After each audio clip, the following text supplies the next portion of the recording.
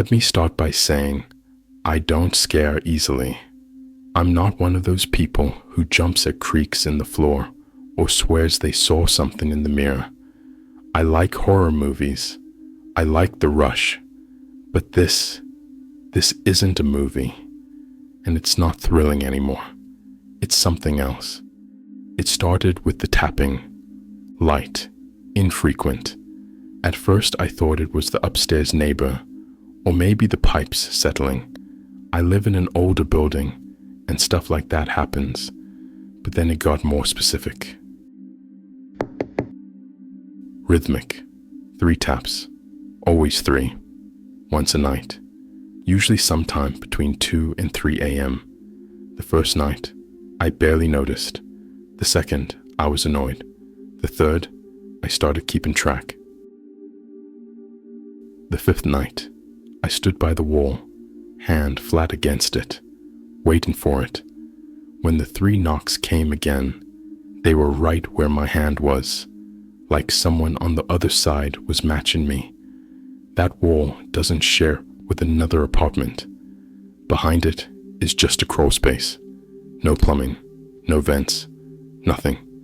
I checked. I told myself it had to be a raccoon or some animal that got in. I called maintenance and they did a full inspection the next day. Said it was clear. No signs of pests or entry points, but they left the panel open in case they needed to come back. That night, I heard it again. Only this time, it wasn't tapping. It was scratching, slow and deliberate. Like fingernails across drywall, it moved up the wall, stopped just beneath where the ceiling meets the corner. That's when I noticed the ceiling paint was starting to flake. I know what you're thinking. Old building, probably just water damage. Maybe, but that doesn't explain what happened next. I started dreaming about a woman. She wasn't doing anything in the dreams, just standing in corners of rooms, of hallways, of stairwells, always the same angle. Her face wasn't visible. Her head was slightly tilted like she was listening. The first few nights, it was in my bedroom. Then, she started showing up in places I'd recognize from my waking life, like the break room at work or the laundry room in my building. Then she started moving closer. The last time I dreamed about her, I was in bed. She was standing at the foot of it, still not looking directly at me, just angled slightly away, like she was waiting for something. I haven't been sleeping much since. A week ago, I got home from work and found muddy prints just inside the door. Not shoe prints, bare feet, small, like a woman's. They led from the front door to the living room window and stopped. The window was locked from the inside. I called the police. They took a report, asked the usual questions. No sign of forced entry, no break-in. They offered to send a patrol car by at night for a few days. That night, I heard the 3 taps again. But this time, they weren't coming from the wall. They were coming from inside the bedroom closet. I didn't open it. I just sat in bed and listened, blanket pulled up to my chin, like I was 5 years old again. The tapping didn't happen again for a few nights. Until last night. I was brushing my teeth when I noticed something in the mirror. Not a person. A corner. In the reflection just behind me, where the hallway meets the living room, I could see it. Someone, just barely, like the edge of a shoulder. But when I turned around, no one was there. I walked over, looked around. The room was empty. When I turned back toward the hallway, the ceiling paint in the corner had peeled away completely. Something had been drawn underneath it, scratched into the plaster.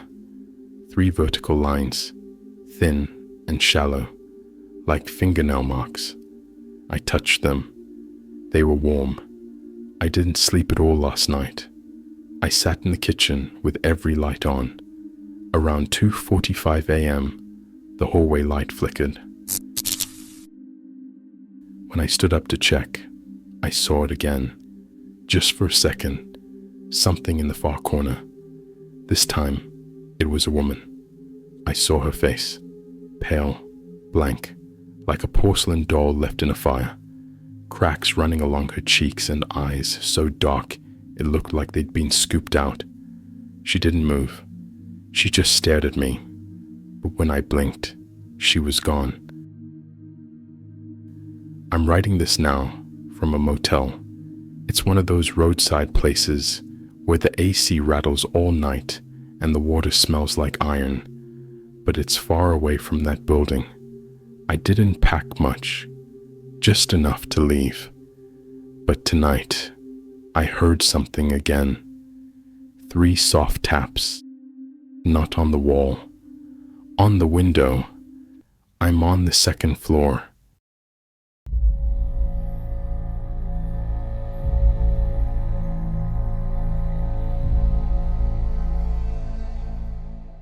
My boyfriend and I moved into a small cottage at the edge of a forest 2 months ago. It's an old place, but charming. Creaky floorboards, a wood-burning stove, and a big garden out back that backs right up to the tree line. He's always wanted to live somewhere quiet and isolated, and honestly, I thought the same. No neighbors, no city noise, just us and the trees. The first week was magical. We'd drink wine on the porch at night, listen to the crickets, and stare into the pitch-black forest. There's no light pollution out here, so the stars are incredible. But about a week in, we noticed something strange. It was just after midnight. We were sitting out back when we saw a light deep in the woods. Not a star or a firefly. This was a flashlight. Moving, but slowly. We assumed it was a hiker, maybe someone camping illegally. We watched it for a while, then went inside.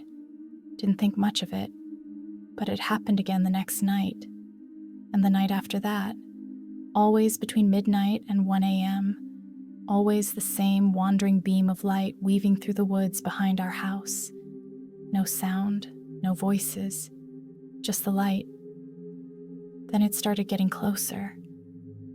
A week later, I woke up at 12:43 a.m. and saw it. Through the window, the beam was just on the edge of our garden. I woke my boyfriend. We stood there staring, frozen. The light didn't move for what felt like 10 minutes, just pointed directly at the house. Then it flicked off. Gone. Total darkness again. The next morning, we found footprints in the dewy grass leading up to the back of the garden. They stopped about 20 feet from our bedroom window. Bare feet. We called the local police. They sent someone out, but he seemed more annoyed than concerned. Said it was probably just some forest kids messing around, whatever that means. He told us to keep our doors locked and maybe get motion lights installed. So we did. Got 3 of them. 1 for the front, 1 for the garden, and 1 at the side of the house. For a few nights, things were quiet. Then one night, we were woken up by the side motion light going off. I got out of bed, looked out the window, and didn't see anything. But when I opened the door to check, there was something on the porch. A small bundle of twigs tied together with red thread, perfectly knotted. It was just sitting there, like a gift. I didn't touch it.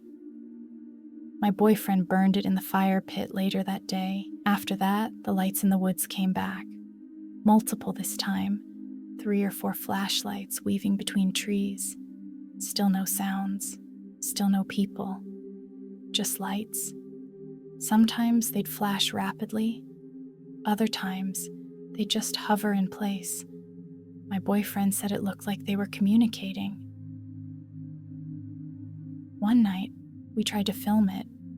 I pointed my phone at the lights, but the camera wouldn't focus.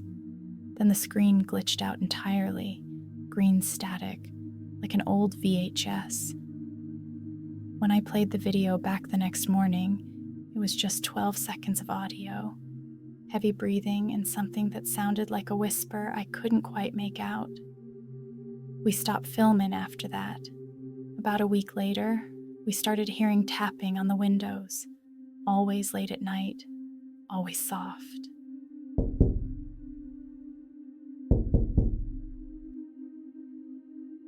It never lasted long enough for us to catch whoever or whatever was doing it. We started leaving all the curtains closed. Every night felt like a countdown. Then one night, I heard the front doorknob jiggle. We don't have a doorbell, so when someone's at the front, we usually hear them step onto the wooden porch. But this time, we heard nothing, just the rattle of the knob. The next morning, we found another bundle of sticks, this time placed on the back porch, and beside it, a small pile of teeth. Animal, maybe. We haven't slept properly in weeks. The police say they'll increase patrols, but we haven't seen anyone since that first visit.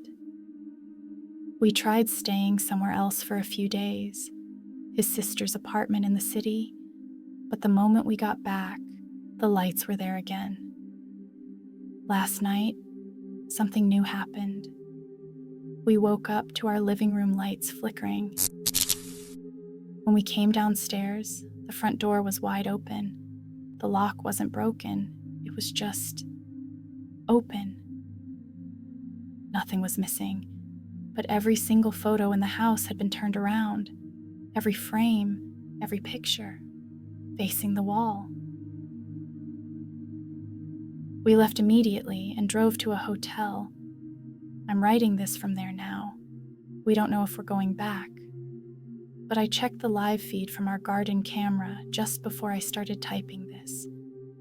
There are 5 people standing at the edge of the woods. Still, silent, just watching the house. And none of them are holding flashlights.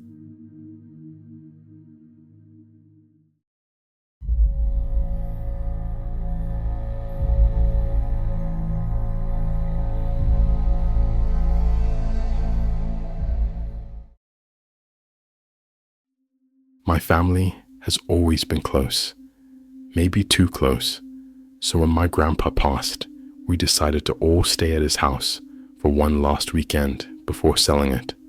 He built it himself in the 1970s, an old 2-story place surrounded by woods, hidden deep in the hills of West Virginia.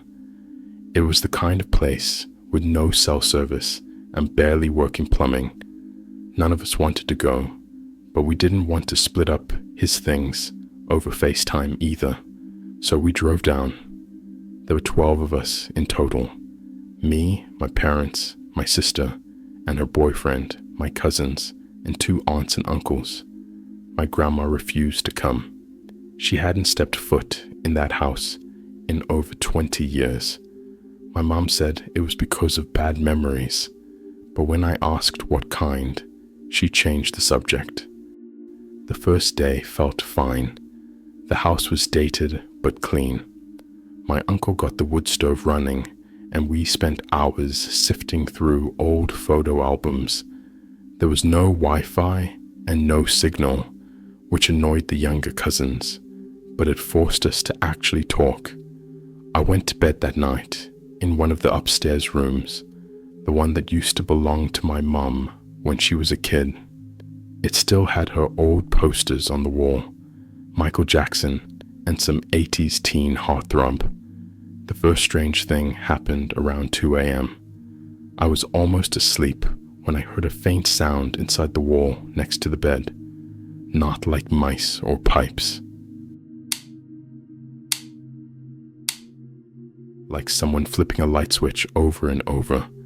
At first I thought it was my imagination, but then it stopped abruptly.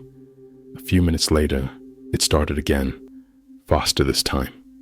I leaned against the wall to listen, and it sounded like it was coming from inside. I mentioned it the next morning at breakfast, trying to make it a joke, but my mom looked uncomfortable. She asked which room I'd slept in. When I told her, she didn't say anything. She just got up to pour more coffee. I asked again what she meant by bad memories, but again, she avoided the question. That afternoon, we found an old landline phone in a drawer, one of those heavy rotary ones with the spiral cord. My cousin Kira joked we should plug it in to see if it still worked. My uncle actually did it, plugged it into the kitchen wall, and we were shocked when it rang as soon as he did. He hadn't even dialed anything, just rang once, then stopped. Everyone froze, but we all laughed it off until it rang again. We stared at the phone. My aunt picked it up slowly and said, "Hello?" But no one was there, just faint static. She hung up, and we joked that maybe it was some weird glitch, but it kept happening, about once an hour. Always one ring, always no one there. That night, I slept in the same room again. I don't know why I didn't switch. I think I wanted to prove to myself that I wasn't scared, but I was. I stayed up past 2 a.m., reading on my Kindle until it died, then just lay in bed listening. Sure enough, the clicking started again.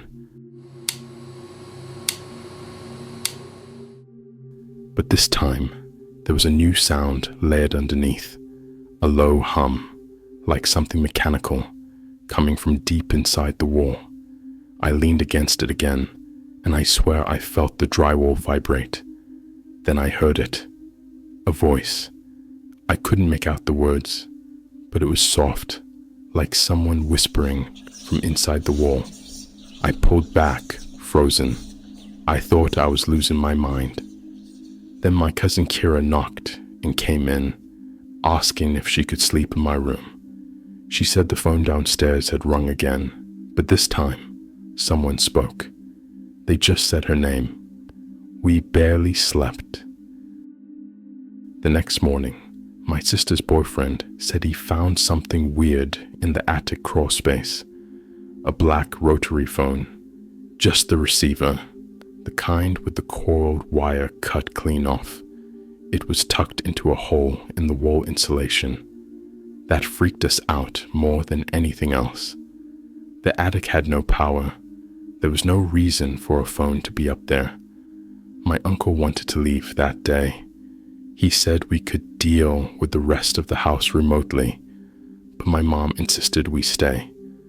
I overheard her arguing with my aunt, saying we couldn't run again.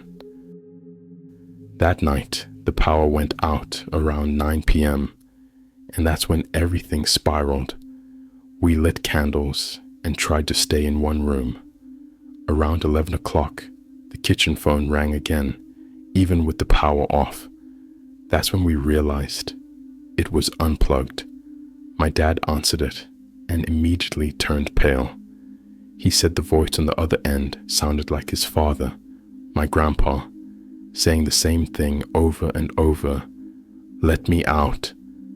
But the voice was broken, stuttering, like a scratched record. He hung up and said it was some kind of sick prank. Then the upstairs phone rang. We didn't even know there was a second line. My uncle followed the sound and found an old phone mounted to the inside of the linen closet upstairs.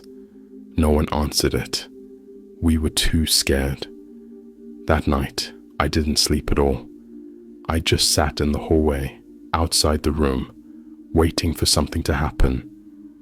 Around 3:15 a.m., I heard the clicking again, but not in the wall this time, in the ceiling above me, the crawl space. I stood under the attic hatch, barely breathing. Then, I kid you not, the phone in the kitchen started ringing non-stop. It didn't stop at one ring. It kept going. I ran downstairs with Kira and saw my mom already there, hand shaking as she picked up. We all heard it. My grandpa's voice again. "I'm still here. I'm still here. I'm still here." That was it. We left. At 4 a.m., we packed our things in silence and drove out of the mountains before sunrise. We never stayed the third night. My mom cried the whole way home. Later, I overheard her telling my aunt, "It's exactly how it started with Mom." We never figured out what that meant. The house was sold a month later to a couple from Ohio. I looked it up recently. The listing says it's quiet, private, and peaceful, but the new owners haven't posted any photos from inside. Just one of the woods and the old telephone pole by the driveway. Except there's no phone line connected to it.